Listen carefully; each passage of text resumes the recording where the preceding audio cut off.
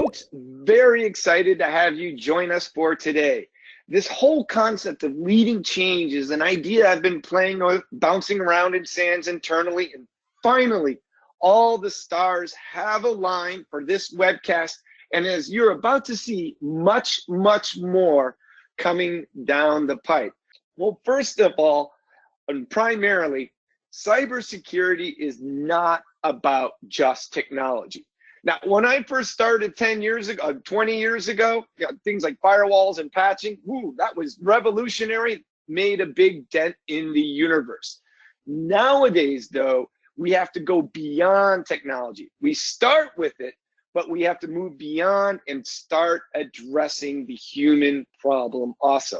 And that's why I love this quote from Bruce. He's one of the most respected people, or I should say, one of the people I most respect in our industry. People are actually your greatest risk. And we see that year after year with data. But what we commonly forget, though, also is not only is quite often people the biggest risk, but when security deployments fail, security initiatives fail, say you roll out DevSecOps or endpoint security or SIEM or centralized logging, incident response, a new SOC, so many security initiatives have failed to achieve their potential, not because of the technology, but because of the people. Communications, partnership, leadership support, expectations, engagement, things like that. So we're going to be talking about how to address that problem.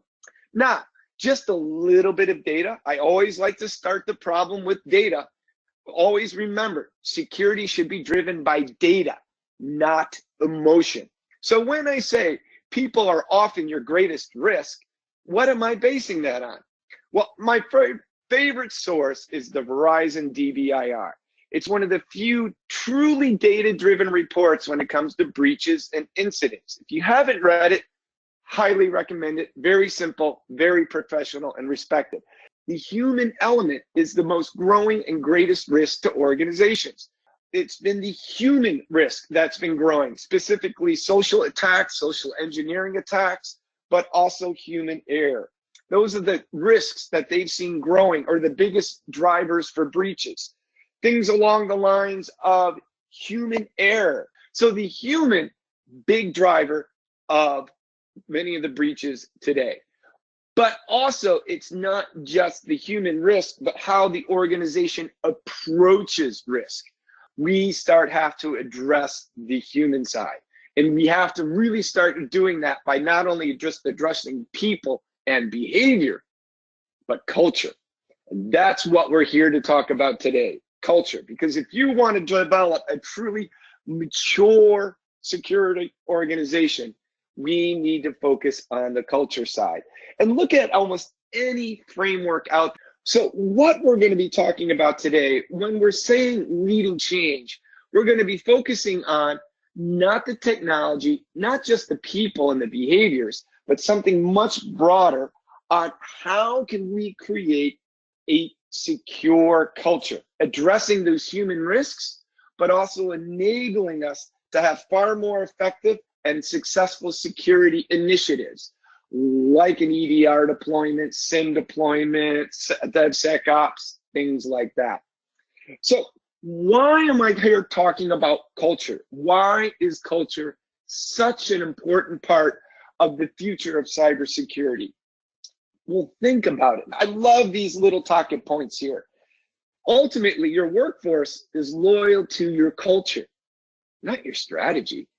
I've been in many different organizations. We all have. They could have the best strategy in the world, but if you've got a toxic culture, in the long run, that's just not going to work. All of these different key points really emphasize the reason that I'm not saying culture is more important than strategy. All I want to bring up is we tend to overemphasize strategy and underemphasize culture. You can have the best security deployment plan out there, frameworks, initiatives, project plans, but if we don't have the culture to support it, that is why so many are failing. I'm throwing this word culture around. What does culture mean? Because in the world of cybersecurity, That's a word many of us may not be familiar with. So ultimately, culture is not just how people behave, what they say, or what they do. Culture is all about what they think, attitudes, perceptions, beliefs, things like that. I have an image of an iceberg. I've stolen this image with permission from an author, Lance Hyden, Dr. Lance Hyden, who published the book, People-Centric Security. The reason I like the iceberg is your culture. And just like the tip of the iceberg, it's easy to see people's behaviors, what they say and do, but what they're thinking, those attitudes, beliefs, and assumptions, much harder to visualize and much harder to understand. Now, some of you may have been, gone and gotten an MBA, master's in business, worked in culture, change management, things like that. You may be aware of this, but for many of us from the technical side, we may not realize there's entire fields of study in culture, in corporate culture, business culture, management culture. This is one, it's relatively new. It's from 2018 Harvard Business Review. It's called the Culture Factor. And they use 8 different categories to help define how your culture can be defined. And what it ends up, I'm not doing a deep dive on defining your culture here.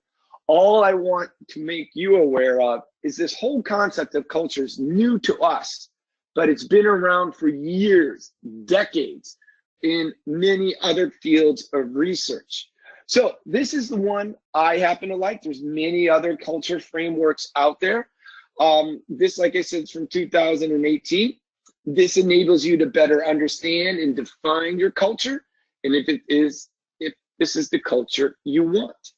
Now, one of the key things when it comes to understanding and defining your culture is understanding your organization has a broad culture, but you're also going to have subcultures within your organization.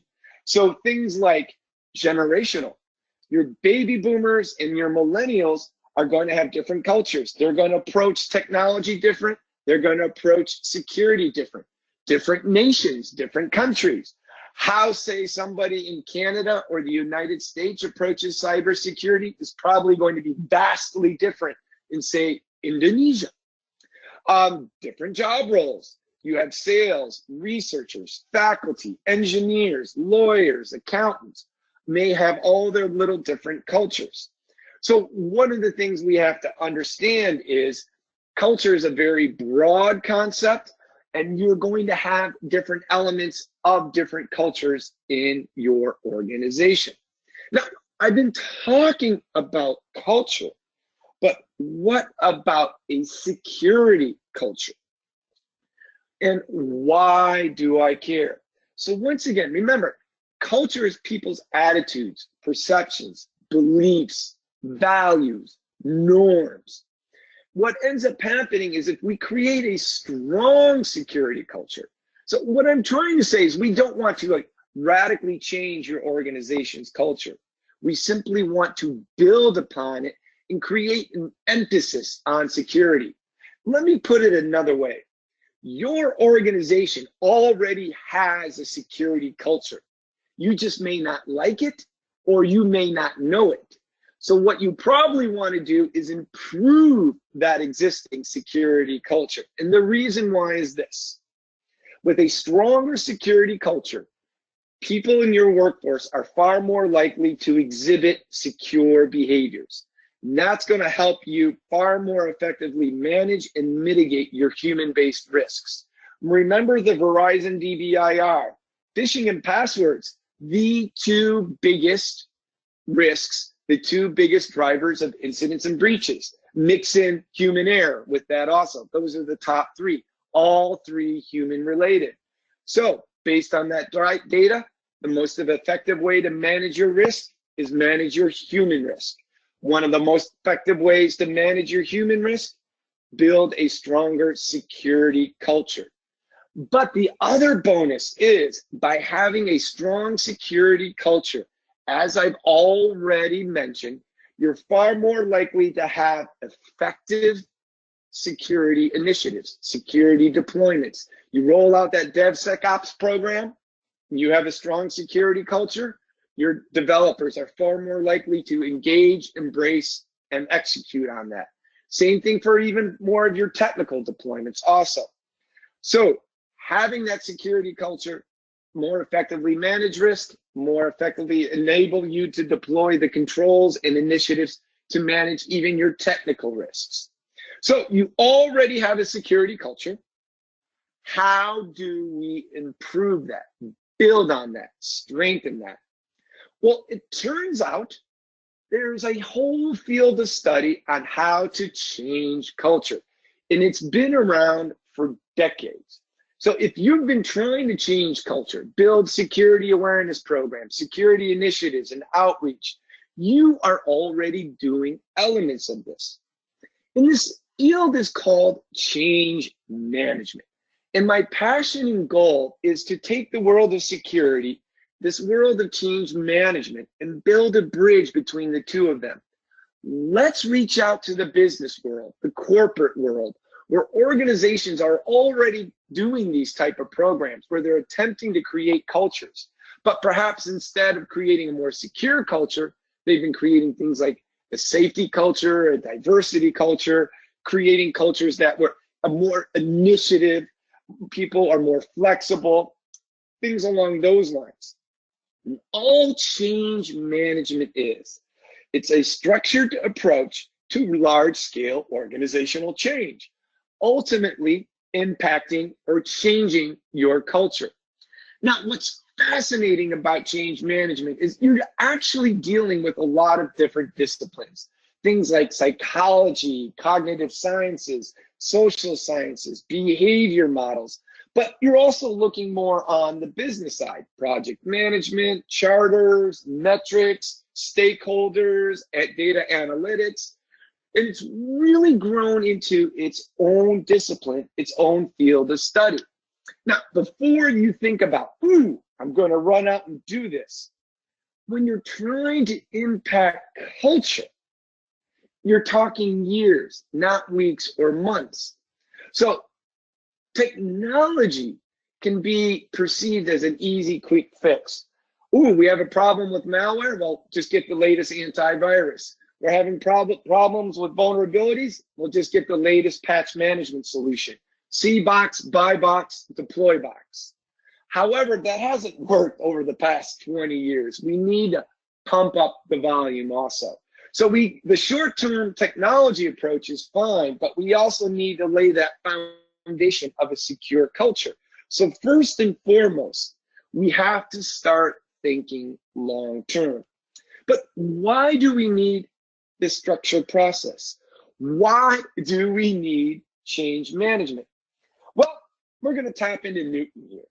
And Newton's second law states an object at rest stays at rest, or an object in motion stays in that constant velocity unless enacted on by an external force. People are no different. People are going to continue to believe and continue to think what they've always done unless we exert a force. So we're applying the law of physics. When we apply this force, we're actually applying change management. So we want to change how people approach security, think about security, believe in security. We've got to change that inertia, apply force, and we're applying change management. Now, one big similarity in the world of change management to the world of cybersecurity. You know how in the world of cybersecurity, we have more standards and more frameworks than we could ever want. So think about, cybersecurity, where you've got ISO 27000, you've got the NIST framework, you've got the critical controls, lots and lots of frameworks out there. Change management is no different. Change management, lots of different frameworks. No one framework is better or worse than the other. Now, this is not going to be some god-awful boring webcast where I'm going to drone on and explain all these different frameworks. I just want you to be aware of that there's many different frameworks to choose from. Now, what I'm going to do is just briefly highlight two that I feel are the most applicable to our world. And I'm going to show and pick and choose some key elements and show you how you can apply the world of change management to our world so you can be a far more effective cybersecurity leader. And some of you may have already heard of these. And the two I'm going to focus on is ADKAR and John Cotter's 5 steps. 5 steps, oh my gosh, 8 steps, excuse me. Now, before I go into those two, I just want to mention this SATIR model real quick. This is fascinating. This is not so much how a model to create change. This is a model of how an organization goes through change. And there's a tremendous amount of resistance and chaos that can happen if change doesn't happen properly. So I want to show you 2 frameworks that I feel apply best to our world, and we can avoid these issues of extreme resistance or chaos or shame or a lot of churn as we go through change. So my 2 favorite models are, like I said, the ADKAR and John Cotter's 8-step process. Now, ADKAR is actually not so much a series of steps you should take, but a series of goals you should achieve. The reason I like this for cybersecurity is it's very people-focused. This is a relatively simple model, and it's very flexible, so you can take and pick pieces from it. And this is what the ADKAR model works. And the whole idea behind ADKAR is, and like I said, these are not so much things you want to do, but things you want to achieve. And basically, it's in 2 categories. The first couple stages are all about engaging people, creating a sense of urgency, creating a sense of need of change, creating a sense of desire of change. And then the last couple of steps are all about enabling that change, making sure people have the skills, training, education, but also the tools and the abilities to make that change. So I'm going to show here in a moment how to apply these steps.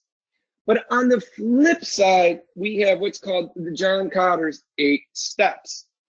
And the reason I'm also covering this one is it has both a different, but in some ways similar approach. So developed by John Cotter in the 1990s, in many ways considered the grandfather of change management. By the way, this is a fantastic book, easy to read. So he graduated from MIT, taught at Harvard Business School, founded what's called Cotter International. And like I said, in many ways, really brought this concept of change management to the world of corporate management, business management, Harvard Business Review. He's all over there. And what I like about this approach is, first of all, it's more designed for large-scale organization deployments, and it's a little bit more structured.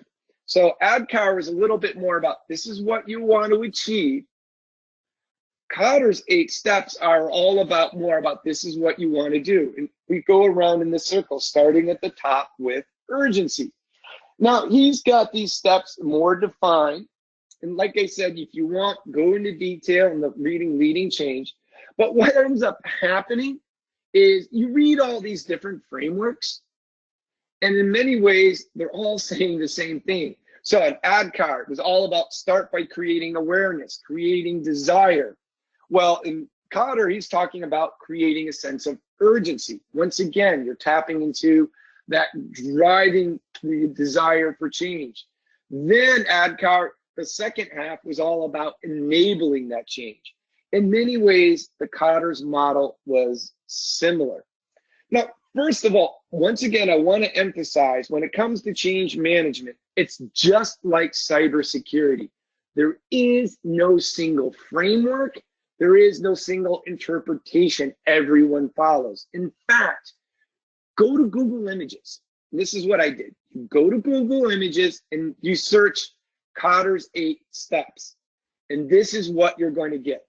Lots and lots of different interpretations on the framework I just covered. So what ends up happening is this. What we want to do in the world of cybersecurity is, I personally feel, taking either one of these frameworks and trying to model your entire security program on either one of these two frameworks is just too much of a heavy lift. We are dealing with realities of limited time, limited resources, limited people, and being overwhelmed from the bad guys. Instead, what I'm going to do is show you how you can extract key lessons, key approaches from these different frameworks and apply into your existing processes, existing ways that you're working.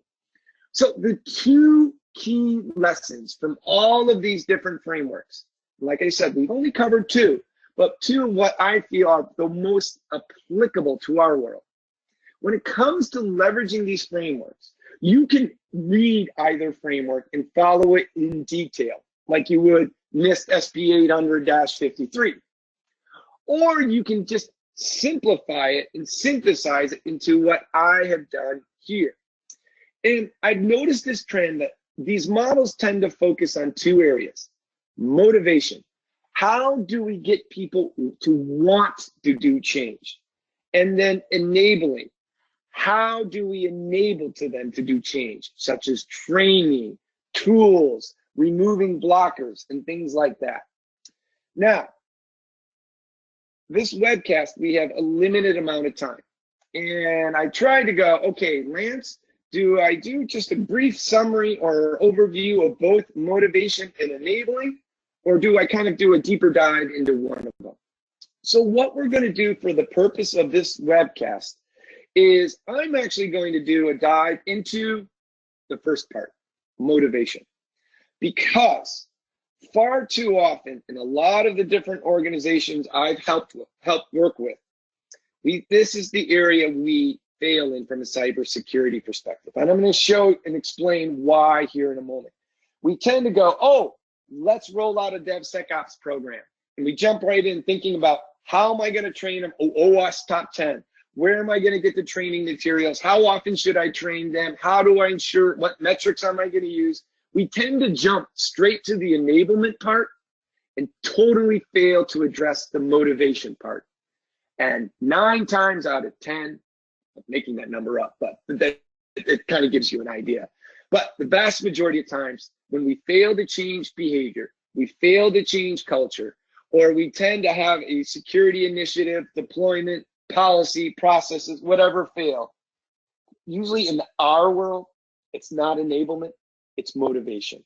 Let me show you why here in just a moment. So ultimately what happens is this.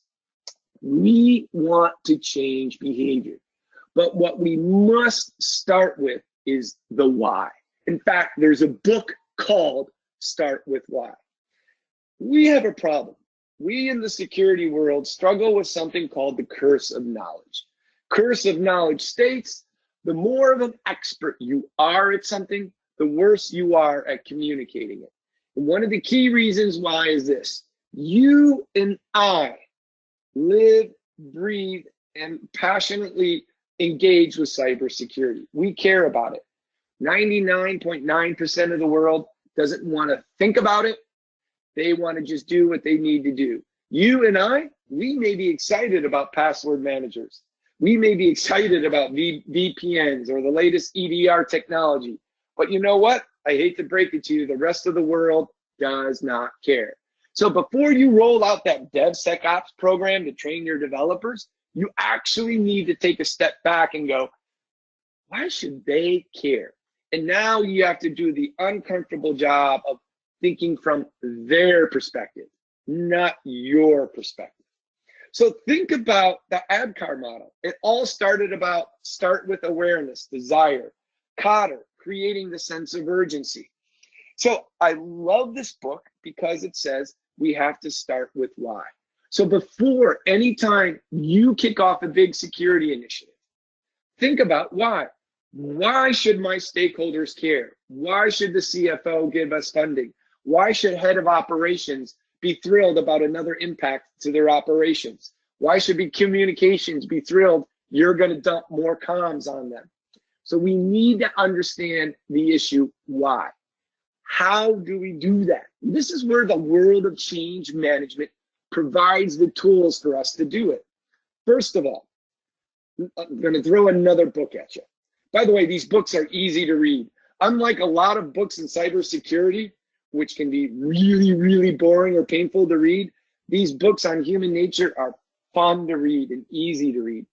So here, when you read a lot of the different books out there about how to really engage people and explain why, what's interesting is you start finding, they all say the same thing. The thinking fast and slow, switch, nudge, lots of different books on the human mind, motivation, things like that.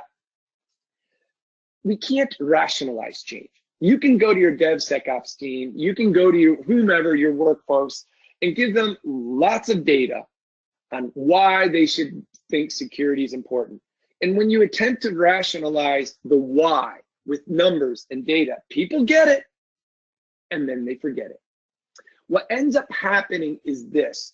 When you explain why cybersecurity is important or your initiative is important, you have to do it at an emotional level and in their terms. So what's great with the book Switch, and this book's all about change, is their whole concept of creating change is think of an elephant and a rider. And the whole idea behind that is the rider directs where the elephant goes. And the rider is your highly intellectual, processing, rational type.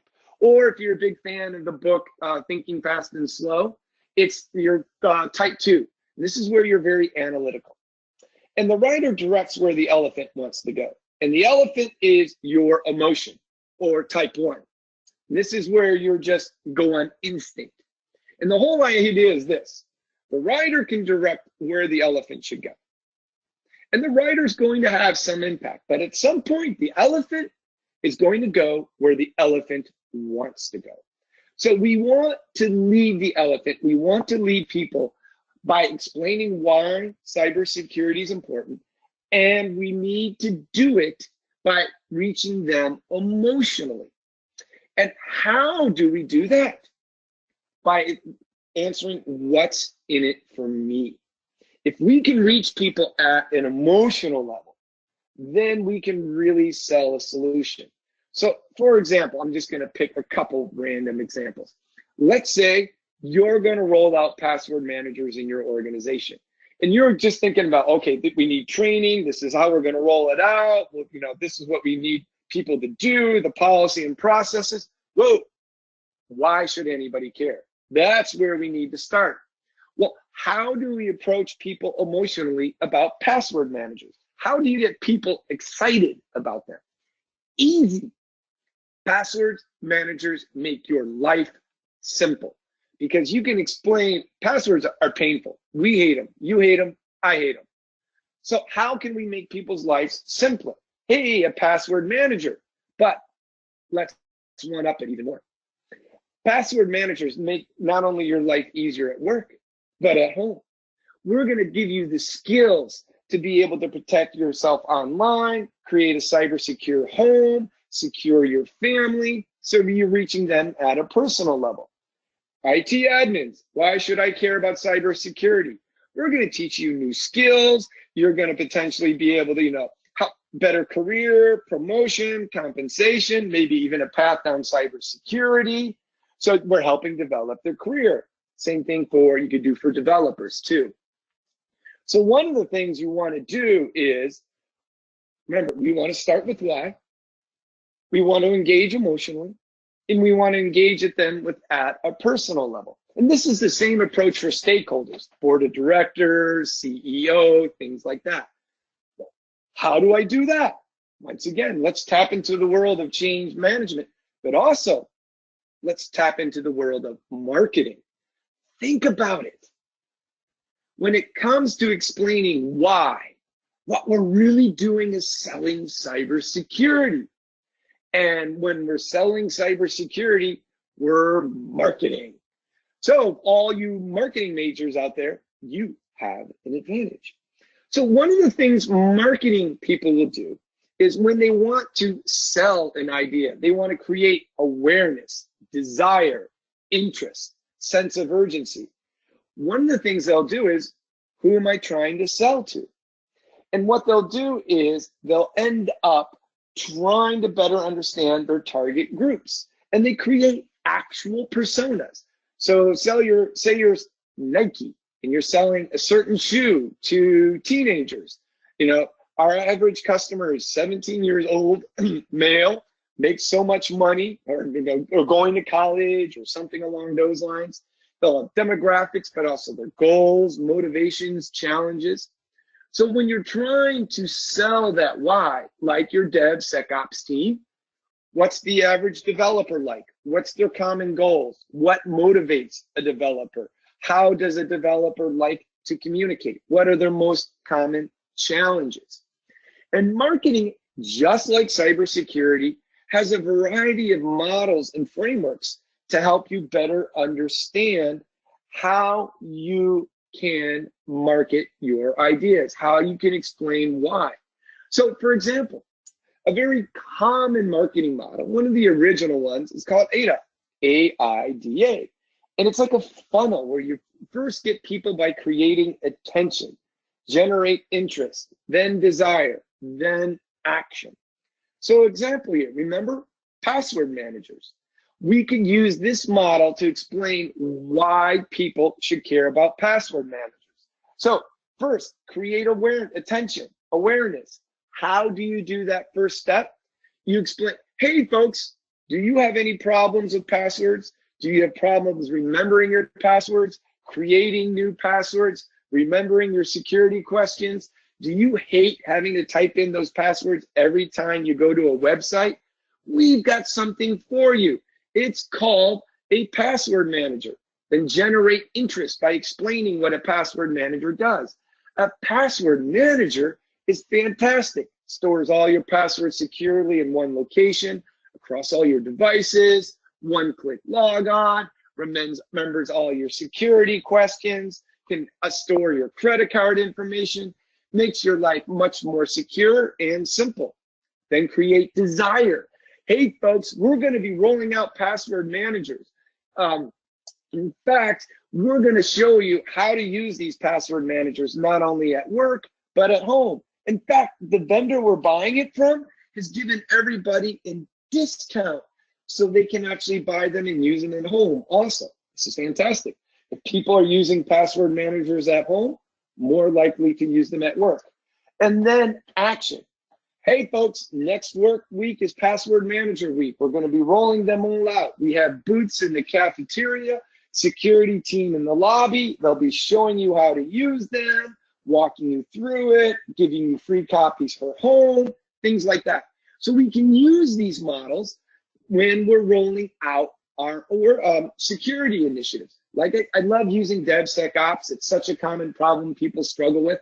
How do you get developers' attention? Then interest, then desire, then action. Don't know how to answer those questions? Go back a couple. Create a persona of developers. Go talk to one of your developers. What do developers care about? What are their goals, challenges, motivations?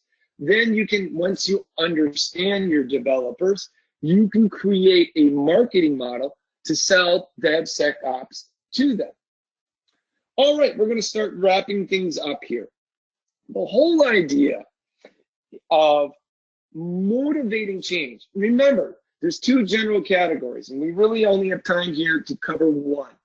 The whole idea is starting with motivating change. And this is where I see so many security initiatives fail. Can't get leadership support, can't get stakeholder support, can't get board of director support.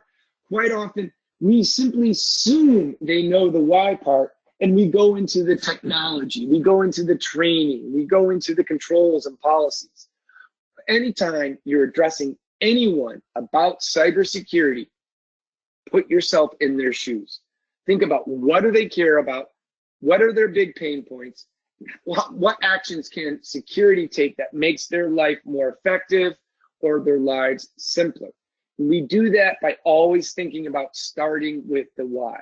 This is why security struggles, because so often security is so highly technical that it's hard for us to get out of our little sound area, our little sandbox, and think about more on the culture, human, and why side. So think about, what does your target audience care about? How do you engage them? Different groups will have different triggers. And if you're a little confused about how to approach and sell those concepts, remember the change management concepts of emotion, the books Switch, Start with Why, Nudge, Thinking Fast and Slow. Amazing, amazing literature out there. And for marketing, you know what? Not good at marketing? Do you have a marketing team? Do you have a communications team? This sounds weird. It really does. But one of the most effective ways you can really increase the effectiveness of your security initiatives, get somebody from your marketing team assigned to your security team and go, hey, you know what? I'm rolling out a big firewall project, or host-based antivirus project, or rolling out new policies. Could you help me market them? And they're going to bust out these models like Ada. Who are we targeting? And they can help you out. So oddly enough, one of the most effective ways to really improve and mature your security program, get somebody from marketing involved. All right, now, as I mentioned at the beginning of this webcast, this field is something I'm very excited about, very passionate about, and the stars are really starting to align over at SANS, where we're going to start really developing these areas. With the recognition that culture matters for a myriad of reasons, we need to evaluate what leadership needs to look like. No longer will technical expertise or mere profitability suffice. How can we institute a reevaluation of leadership qualities and make the change necessary to set ourselves up for success? So, Mark, excellent question. If I understand it right, what it sounds like is far too often, security has been perceived as strictly a technical role. And 20 years ago, that would be correct, because 20 years ago it was just, filling the holes in the dike. It was just technology focused. But as we're understanding it nowadays, security is not a technical role. It's a business role. You have to understand and speak business terminology, understand how security fits in with the business environment. But what I'm starting to find is organizations are not looking for CISOs with highly technical backgrounds. They can have highly technical backgrounds, but they want CISOs to speak business. So do they have something like an MBA? Oddly enough, MBAs now are becoming quite a critical factor, or something equivalent, because then you can speak in business terms and better align your program to the mission and priorities of your organization. People are hopefully invested in the core mission and priorities of an organization, and security should be discussed with them in the context of risk to the mission. Would you agree that chief executives are the #1 preferred senders of messages to change culture? If so, if we want to change hearts and minds, doesn't the change start with the C-suite showing leadership on security? So a little bit of both. Absolutely. One of the key things, one of the key drivers we see in maturity of security cultures is leadership support. And any change management study will take, it doesn't matter if you want a safety culture, a very initiative culture, security culture, it starts with that leadership support. If they say security is important, if they act with security is important, and they back that up with actions like, human resources, promotions, bonuses, pay, those type of things are based. Absolutely. But also, we tend to find the change happens if you have peers that are very involved also. And what I mean by that is this. Think DevSecOps, developers. Now, the CEO can say cybersecurity is really, really important. And the developers will go, yeah, that's cool, but security is not my job. So I don't care. However, if you get one of the top developers who all the other developers really respect because his coding kung fu is better than any of theirs, and then that developer that all the other developers respect and says, hey guys, cybersecurity is our job. This is why it's our job. And this is how we can develop far more securely. This is what we're doing wrong. Those developers are far more likely to believe that security is important to their world if one of their respected peers is totally in it also. And this is where that whole change management framework can really help. In fact, the John Cotter wrote an entire book on this called Accelerators. So what happens is, yes, you need to ensure you have that leadership support. So we have to sell security to the senior leaders, which is not that hard anymore. I tend to find middle managers are the biggest challenge. But what ends up happening is we also need to identify those different target groups that are the highest risk. You know, that could be the doctors, lawyers, engineers, accountants, accounts payable, or maybe a different country, who knows? And then what's the most effective way to reach them? Yes, it's leadership, but what I also tend to find is if you can get some key champions or ambassadors that are peers of that target group, that's going to accelerate your change also. So definitely need the leaders, but it's not just them. You have to have other elements also driving that urgency and that motivation, explaining that why. All right, thanks. What is the most common barrier you see to CISOs leading the change you are describing? Is it the CISOs themselves? Ooh, the most common barrier. I'll be honest. I'm going to be dead honest here. It's not the CISOs themselves because they believe in it. They want to do it, and corporate wants to support it. It's the CISOs are just overwhelmed. You know, they're 30% understaffed. They're just crushed with so many priorities. So that's partly why when I approach taking the world of change management and applying it to that world, I don't say, these are John Cotter's 8 steps. These are the steps that you must follow in to apply change management. Let's start with step 1 and figure out how to do it. What I'm trying to do is, hey, the world change management can teach us a tremendous number of things. But in the world, in an academically perfect world, if we had all the time and resources, we could do all that. But dealing with the realities that, you know, we're 30% understaffed, the bad guys are exponentially accelerating. What can I apply to what I'm existing now? So that's why I'm taking the world of change management and try to simplify it to, it's all about motivation.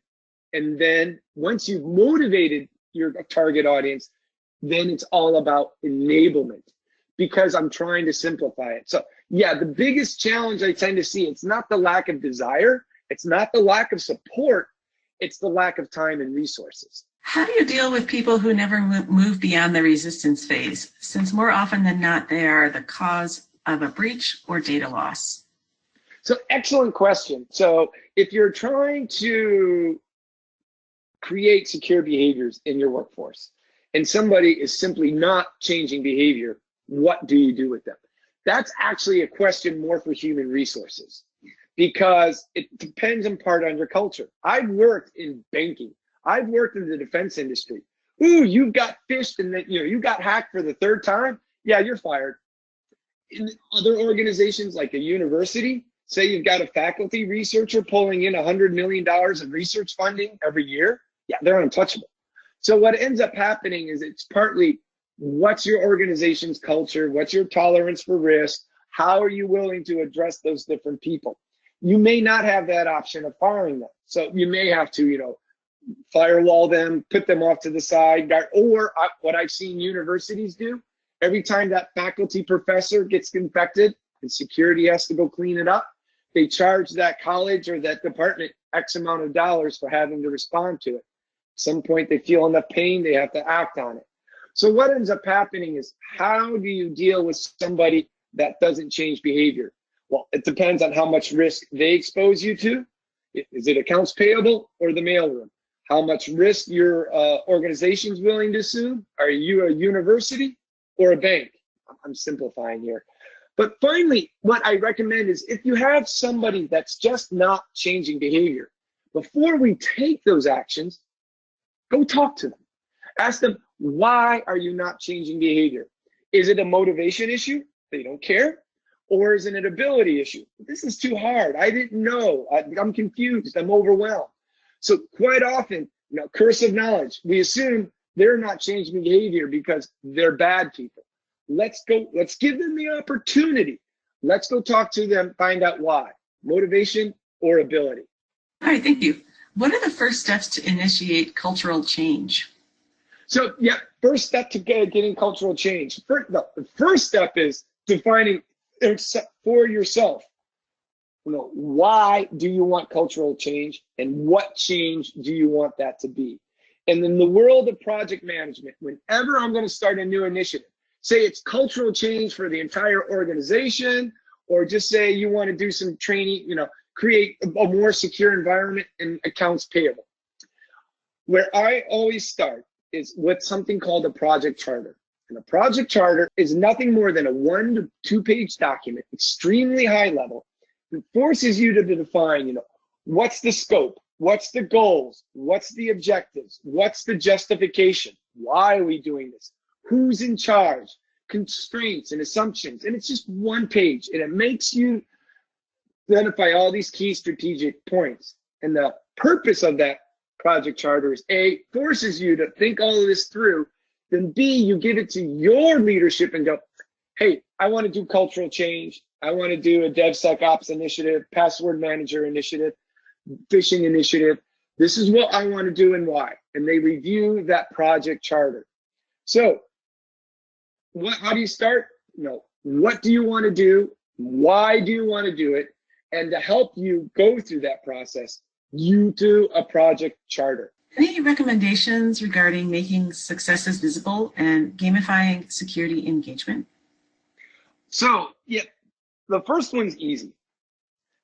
Recognition. Whenever possible, you start teaching people secure behaviors, accounts payable, DevSecOps, doing an initiative. And when something goes right, recognize those individuals. Newsletter, social media internally, email the individual and copy their boss or something those lines. Have an email from the CISO. Recognition is an extremely powerful motivator we far too often underestimate. We overestimate money, underestimate recognition. Use recognition whenever you can. Certificates, swag, emails from senior leadership, post in news. Like I said, anything you can do to recognize individuals is a tremendous way to motivate, but also reinforce those key behaviors that you want to do. Far too often, security is perceived as the bad guy, and in some cases, rightfully so. So being the good guy and recognizing is a wonderful way to not only build that culture and reinforce good behaviors, but hey, now we're the good guy.